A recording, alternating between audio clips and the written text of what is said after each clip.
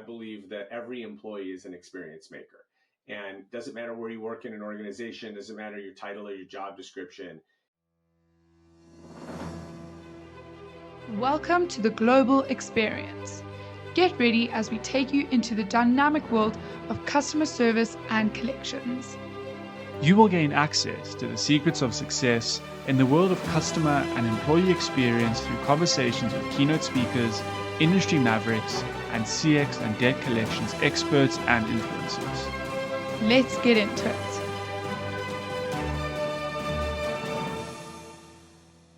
Sawubona, welkom, and hello.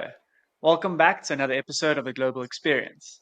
Today we have the experience maker, quite a good fitting podcast guest, a professional speaker, podcaster, coach, 2 times author, award winner, and inspires to those who want to make their CX their biggest competitive advantage, as well as the singer of the national anthem at 3 Major League Baseball games. Today, guys, we introduce Dan Gingiss. How are you doing today, Dan? What a welcome. So excited to be here. Thanks for having me on. I'm really looking forward to the conversation. Awesome. Well, we're so glad to have you on our show, Dan. Something we like to do before we get into the just things. We know you travel a lot around the world, speaking and inspiring. We would like our guests to know where you are in the world by you providing the time, temperature, and location. We can start. So we are in Johannesburg in our Newton headquarters, and it is currently 21 degrees Celsius, which I believe is 69 degrees Fahrenheit. Off to you. I am based a little bit north of Chicago in the state of Illinois in the U.S. It is also, it's 9:40 a.m. here, and it's about the same. We're at about 67 Fahrenheit, a little more than 19 Celsius. Brilliant. Well, that's pretty cool. I guess that's the beauty about the changing seasons, although the weather is a little bit miserable here at the moment in South African fashion. But Dan, to get us kickstarted, tell us about the Experience Maker. Tell us about your journey to creating the Experience Maker, and what led you to the world of CX. Sure. Well, I spent 20 years in business at some brands that you've probably heard of. Certainly McDonald's, I know that you have. Discover Card is a major credit card company in the U.S. They also run Diners Club around the world that I believe is in South Africa. And I was mostly a marketer for my 20-year career. But towards the end, I got into customer experience, and I just fell in love with it and was awed by how much power it had. And what I like to tell people today is if I never have to do another marketing campaign again, it's too soon, because I would much rather focus the time, energy, and dollars on my existing customers and creating a better customer experience, because I truly believe that is the best form of marketing. When you can get other people talking about you instead of you having to talk about yourself, everything works better. You get more customers, they stay longer, they spend more, and they tell others about you, which is really the core. So I formed the Experience Maker at the beginning of 2019. My joke at the time was I wanted to work for the Dan instead of the man, and now I've been doing that coming up on a little past 5 years into year 6. And so, as you mentioned, I go around the country and the world doing keynote speeches, workshops, trainings, and love working also individually with organizations to help them identify what is hidden in every company, which is creativity and innovation around experience. It's just something that we don't all focus on. No, I love that. You are right by saying your customer experience is your biggest marketer. It is, yeah, so true. So Dan, I wanted to ask, you are obviously the author of The Experience Maker, how to create remarkable experiences that get your customers dying to share it. So I wanted to know what inspired you to write this book, first of all, and if you could explain to our listeners the concept of how you like to say your leaky buckets. Sure. Well, I'm a storyteller at heart, and I have found that audiences around the world love to learn through stories. And so, really, a lot of the inspiration behind the book is that I had just been collecting these great stories and great examples of customer experience from all sorts of industries. And one of the things I decided really early on, I went to a conference many years ago, and I saw a speaker. I'll keep this person's name anonymous. And their entire speech was basically ripping apart brands that had screwed up, that had messed up the customer experience. They had already been embarrassed in social media because of it. And I just found the whole talk to be really ugly. And I felt like this isn't really adding much to the conversation. Like, we already know this company screwed up. We already saw them get embarrassed on Twitter or whatever it was.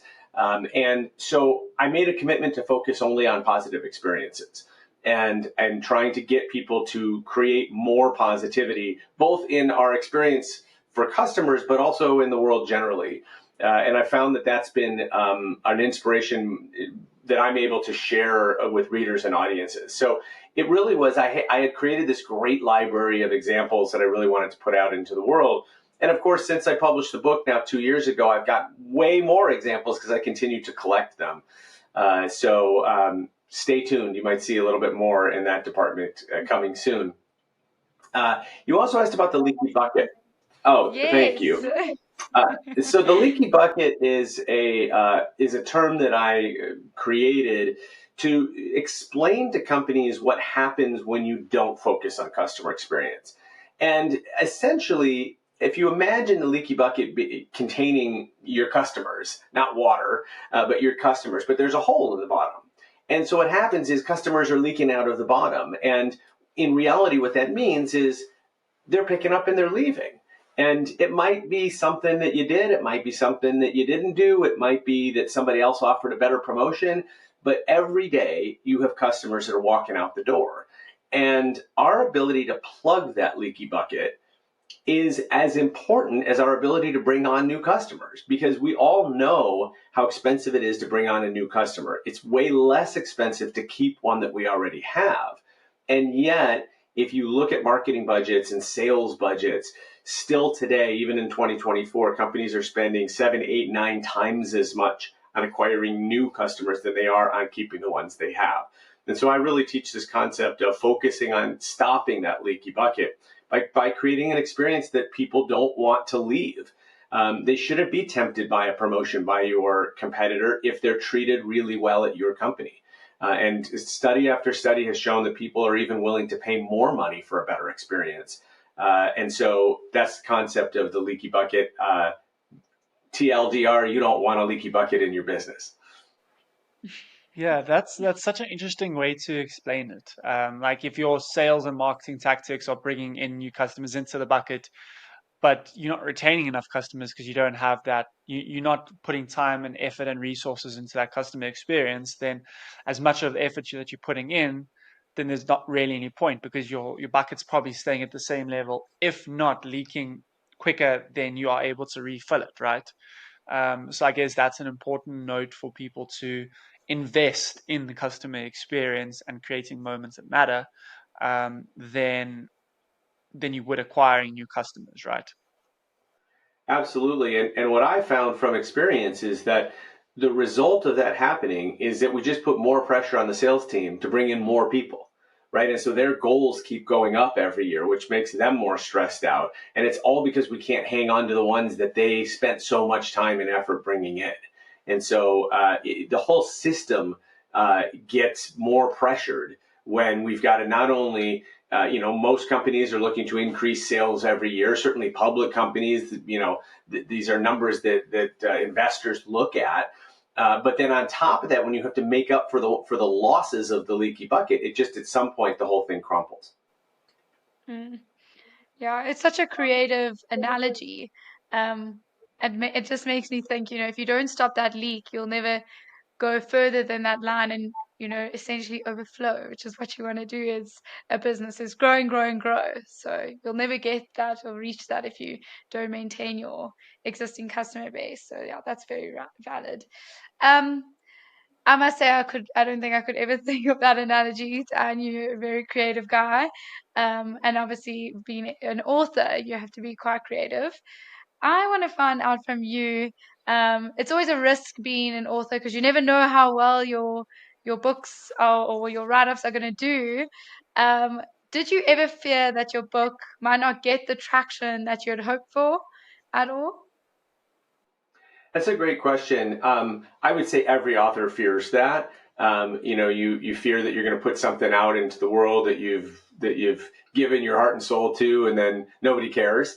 And what I found was that uh, the reaction was little bit different than I expected, or the sales allocation was a little bit different. So for me, I've definitely sold plenty of books at retail on sites like Amazon. But the bulk of my sales have actually come from clients that are also bringing me in to speak. And so I speak at an event, there's 500 people there. The client also buys 500 books. So while I'm there, I do a book signing. And what I love about that is that I get to shake people's hands and say hi to them and sign the book with their name on it. They get a great experience out of it. But also I get that human connection, which I think is super cool, and which the author side of me, authors don't often get that. And so I would say that certainly it's always a concern, and it'll be a concern when I write my next book. Is like, is anybody going to care? I'm going to spend all this time, and is anybody going to care? What I found is that yes, lots of people have cared, which is wonderful. But the sales have come much more in bulk than I expected versus directly at retail. It kind of makes sense when you think about it. If I can sell 500 at a time versus one at a time, it's a lot easier. But over time now, over 2 years, that bulk sales piece has become a lot bigger. Okay, and how did you overcome the fear? Was it a screw it, let's do it, I'm just going to write the book, or was it a calculated decision to write a book? I'm interested. Not that Well, I'm going I to write a book, but knew. I'm just interested. Yeah, I had already decided to become a professional speaker, and frankly, most speakers have books, and it's sort of I sometimes I refer to it as my enhanced business card, but it's sort of a credibility builder for speakers, and so not surprisingly, a lot of what I speak about on stage comes from the book. The book is obviously a little bit lengthier because it's going to be longer than a single keynote.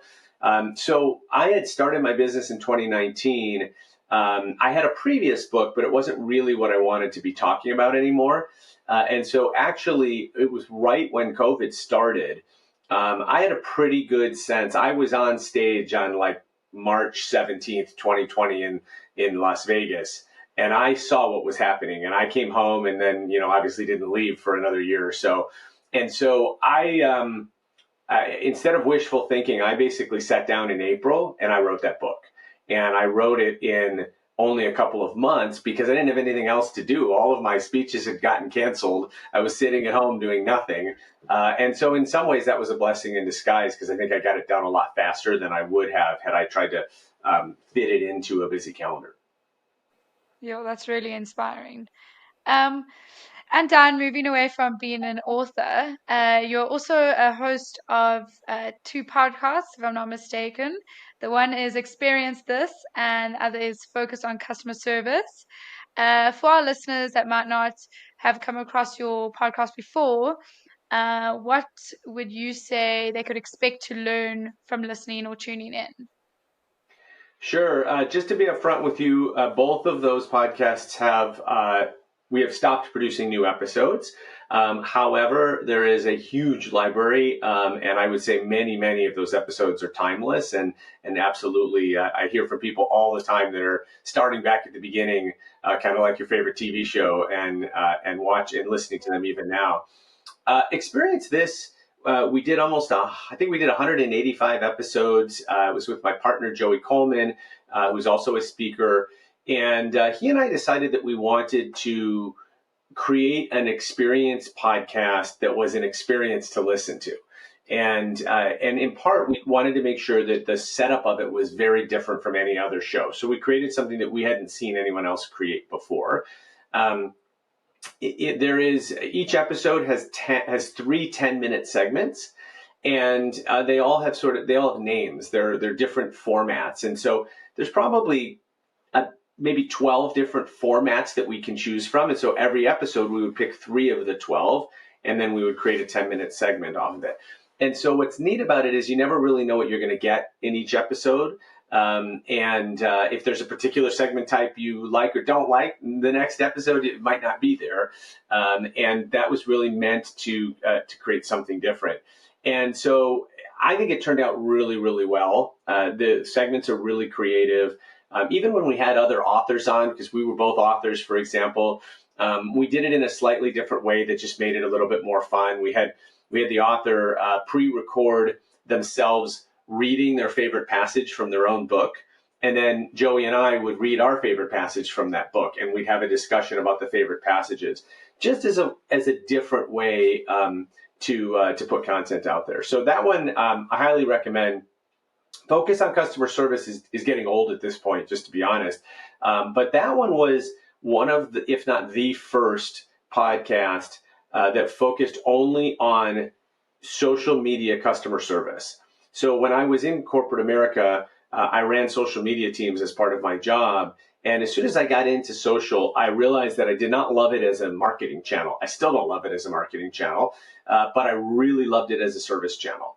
And this is actually, if you really want my whole theory of the universe when it comes to customer experience, I believe that the whole reason we're talking about customer experience today is because of social media, because social media gave customers a voice that they never had before.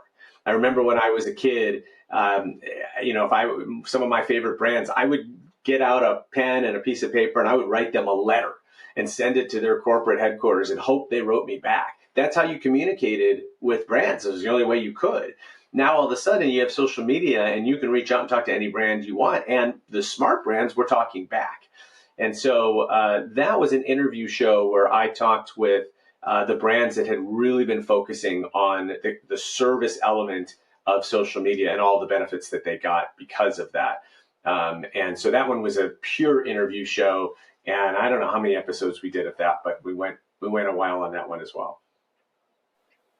Yeah, that's so interesting. And what do you have to say to the brands that are very rigid in their social media stance? They'll have a customer care line that directs to a voice agent. They'll have potentially even an email, but sometimes not even an email. Maybe they'll have a form to submit to create a ticket, and maybe a form of web chat.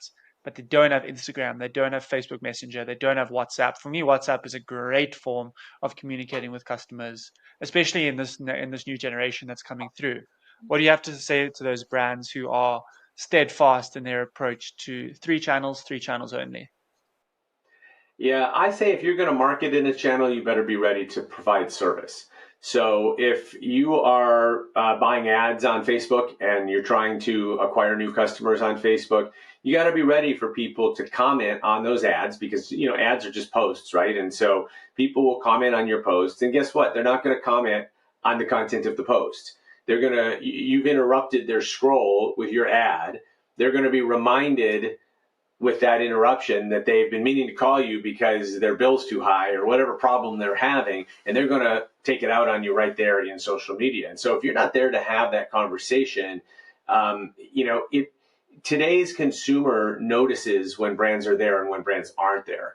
And I think if you almost to a T, if you look at the brands that people really love, they have focused on creating relationships with their customers. And that's what social can help do, is create a relationship. The companies that are still focused only on transactions, I think they're short-lived. And I think that those are also the companies that get swallowed up by Amazon and companies that really are about long-term, not about a single transaction. So if you are today still not providing any service in social, I think you're missing a really big opportunity because it's also one of the best places to get customer feedback, positive, negative, and neutral. And customer feedback, of course, gives us direction and tells us the things that we're doing really well, so we should do more of them, the things that we're not doing well, so we should fix, and the things that our customers want us to do that we're not doing at all, which is really future innovation. So to me, it's a huge missed opportunity if you're not there. I will say the fact that Twitter has become basically hot garbage the last couple of years has changed it a little bit. In the United States, Twitter was the number one social media platform for customer service. Most of the other places in the world, it was Facebook for many, many years. In the United States, it was reversed. Facebook was number two. I agree with you that what's hot now are the messaging channels. And so whether it's Facebook Messenger or Twitter DM or WhatsApp, I found WhatsApp to be super valuable when I was traveling internationally. So I definitely think those are really good opportunities. Also because they're asynchronous, right? So you can leave a message on WhatsApp and then go about your day, and you don't have to sit there and wait on hold or wait while it says agent typing. You can just leave your message and come back when there's a response. And I think that's a better experience for the consumer as well. Epic, epic. No, I think we're completely in line with that, and it's why also there's a lot of push from our side as an outsourcer to present an omni-channel approach to showcase or to provide the end customer with communication in the channel that they want, not in the channel that you want them to reach you on. So it's also about convenience from that perspective. But going back to kind of I want to say the concept behind Experience Maker. There's two aspects I'm going to ask now: a wow moment versus simply providing a basic, simple service by doing your job without being too overly friendly or going the extra mile. But you're coming to a brand, they're giving you a wow moment, that really, like that one wow moment that they'll remember you on for a while, or versus just simply doing the job and moving on. What is your opinion versus the two? Yeah, that's a really great question. And I realize I didn't completely answer your question before about sort of the derivation of the experience maker. The short answer there is that I believe that every employee is an experience maker. And doesn't matter where you work in an organization, doesn't matter your title or your job description, your job should and does include customer experience. Now, even if you never speak to customers, you're making decisions during the day that impact customers. And so when we get every employee to feel like they're an experience maker, then we start to build this customer-centric culture within an organization. As to your question, I think that I actually just wrote a blog post about this, about the difference between adding positives or enhancing the positives versus getting rid of negatives. And there's a lot of debate about this, and there's been studies about which is more important. And I keep coming down on the fact that both of them are critical. In my own experience at Discover, the credit card company, one of the things that led us to win the J.D. Power Award for customer experience for the very first time, we took it away from Amex, who had won it for 7 years straight in the credit card industry. But one of the key initiatives that we did was go through our website with a fine-tooth comb and get rid of every error, every problem, everything that was annoying customers. And we had collected just mounds and mounds of feedback, and we heard what our customers were saying, and we went and fixed all of these little things.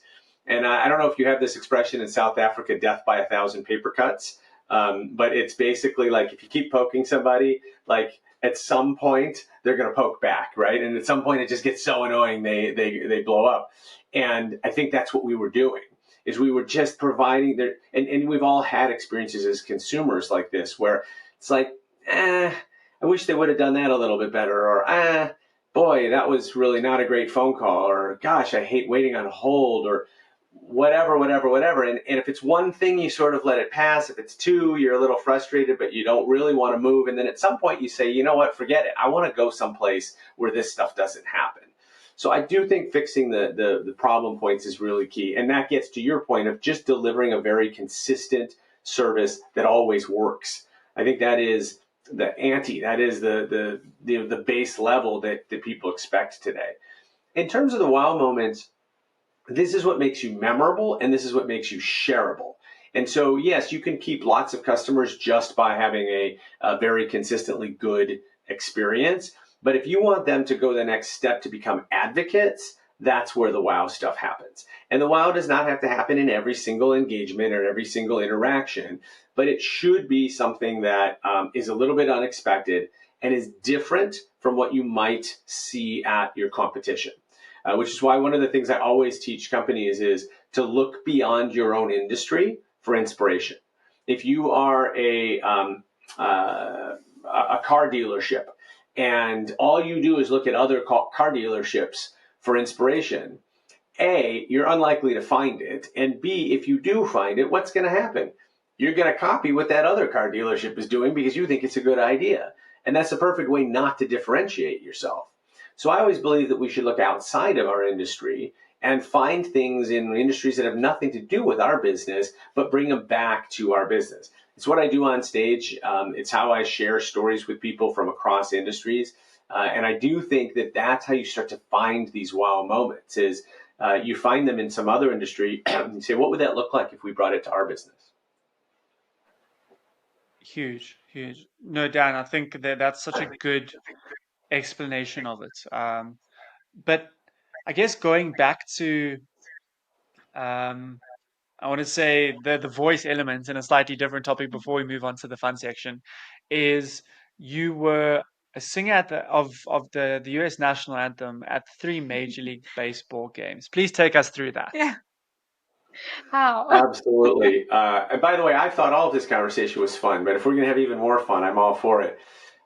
So when I was in business school of all places, because everybody starts singing in business school, not.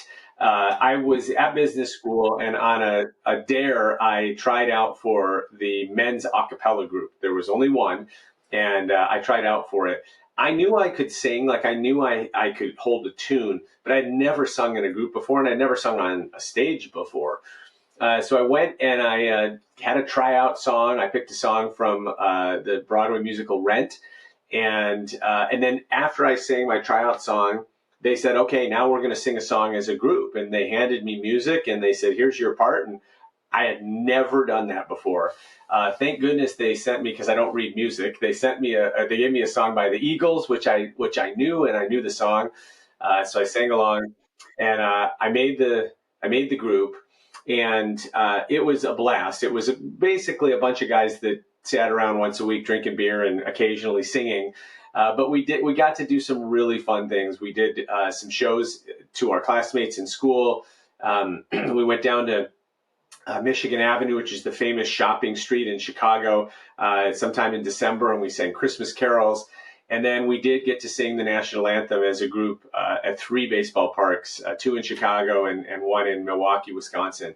And being a huge baseball fan, that was just an absolute highlight and really a lot of fun. So it's not. And then after 2 years of doing that in business school, I'm no longer a singer of any profession. I do occasionally break out a few notes on stage when I'm speaking, but it was just sort of a little hobby that I had for 2 years and had a blast, and now I'm not doing it anymore.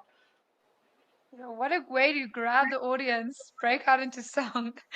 That's very clever tactic. Well, you know what? It's unexpected, and so it is me showing an audience exactly what I'm telling them to do with their customers.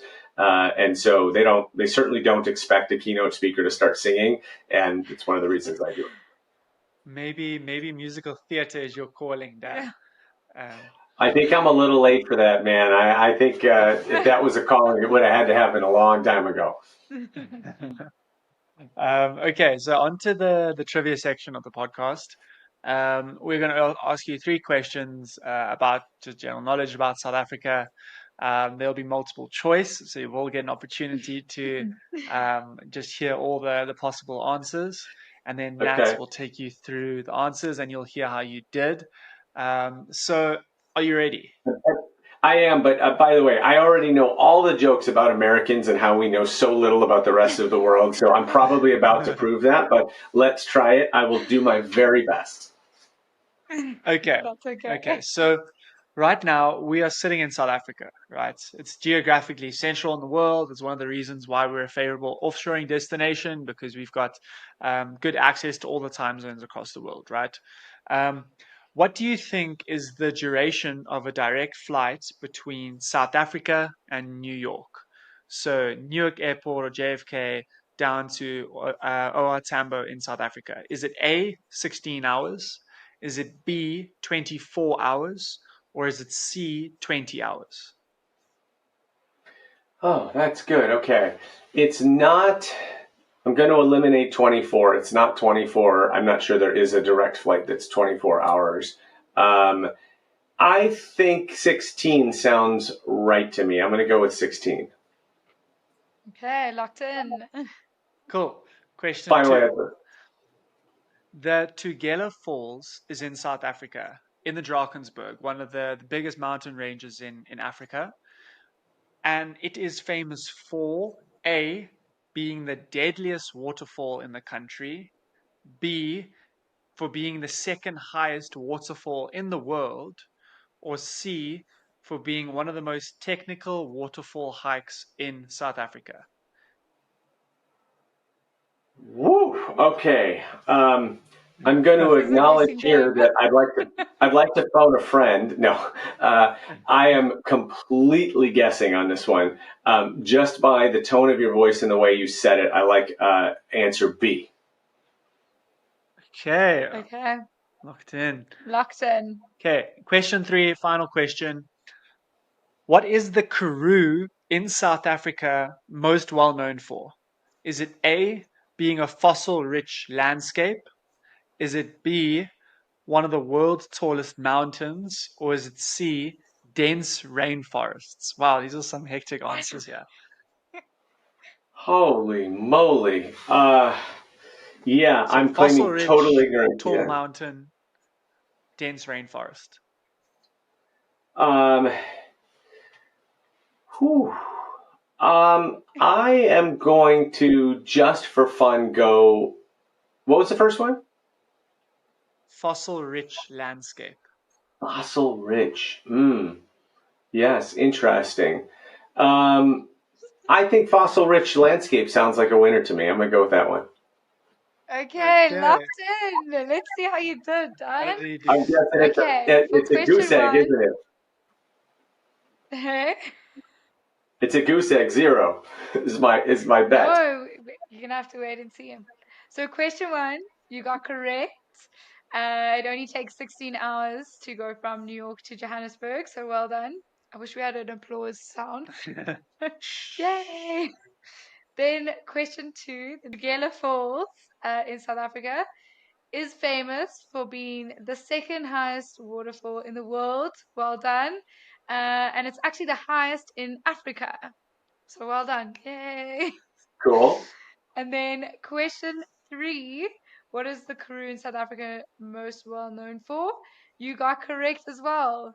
It's known for its semi. Yeah, you did so 3 out of well. You got. That 3. was that was pure luck. I mean, the flight one, I did a little math and I travel enough that I was confident on that one. But boy, the other two, that's awesome. Well, Yeah, well thank you. done. I'm very pleased.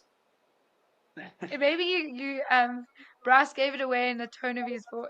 I thought I was being pretty I neutral. also think you were, but Yeah, I mean, Dan knows. He Dan, knows how to read I was people. just That was just my excuse for if I was wrong, that I had an answer for why I picked that one. Oh, no, that's brilliant. And then Dan, on to you. I know you've prepared something interesting, an interesting fact about where you are living at the moment or your place of birth. So if you could provide that to our listeners, that would be great. Yeah, so I did want to tell you, I grew up in a town called Highland Park, Illinois, in the United States. And unfortunately, it was most recently known throughout the world because there was a horrible mass shooting at a July 4th parade a couple of years ago on Independence Day.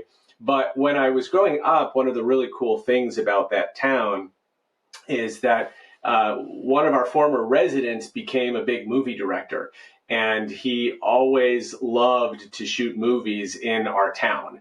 And so these are all American movies, but I'm guessing a number of these are fairly well known across the world as well, and they're all from the 80s era. So you have to rewind the clock a little bit.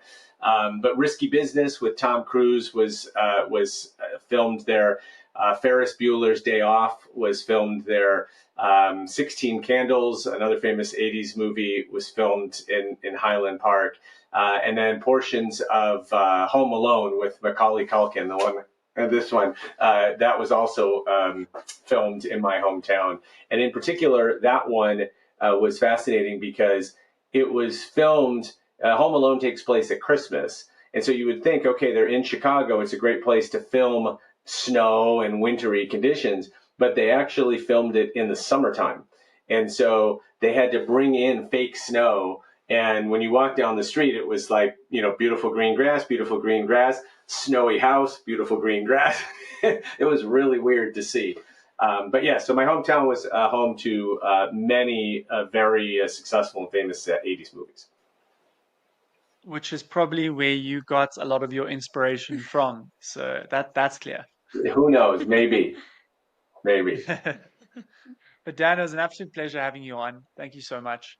I think if we can take some stuff from this episode, I think first and foremost, stopping that leaky bucket, ensuring that your customer experience is solid so that as much as you're trying to bring in sales, new customers into your business, you've got to stop them from exiting that leaky bucket by having a solid customer retention and customer experience framework. I think it's also clear that salespeople and marketers may actually not be your best marketers. I'd say your customers, the word of mouth from the experience that you create for them, will actually, in fact, be your best marketers. And Dan, last thing, where can we find you on social media? You can find me most often on LinkedIn. That's where I am most active and posting most frequently. Dan Gingiss right there. Also still on Instagram as well. So that's at dgingiss. Those are the two that I spend the most time on. And then the website is dangingiss.com, and I blog there every week and send out a newsletter, all that stuff. So I'm not shy about putting more content into the world. Yeah. Okay. So audience, follow Dan on his social media, on his LinkedIn. He's very big there. Check out his newsletter, check out his blog, and feel free to get in contact with him if you are looking for that next great speaker to add into your experience that you're creating for your customers, as well as just getting some insight from one of the voices of customer experience in the industry. Dan, thank you so much. It's been a pleasure. My pleasure. Thank you so much for having me. Thank you for tuning in. We hope you had as much fun as we did and gained valuable experience insights. Let us know what you think. Connect with us on social media and don't forget to like and subscribe. Stay inspired, stay customer centric, and know that the world of customer experience and collections is within your reach, the global experience.